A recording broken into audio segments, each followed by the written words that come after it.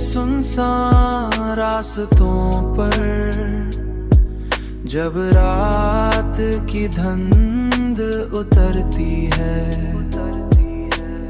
और खामोशी हर तरफ अपनी चादर फैला देती है, चादर फैला देती है। तू यादों की एक मधम सी लहर दिल के अंदर उठती है।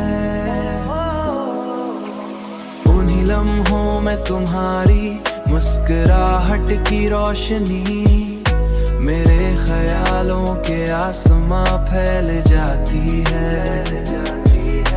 मैं देर तक उन्हीं लम्हों में खोया रहता हूँ और सोचता हूँ कि मोहब्बत शायद वही एहसास है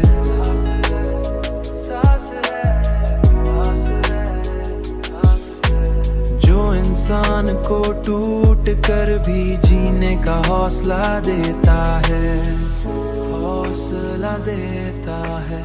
हाँ ना ना हाँ दाना देता।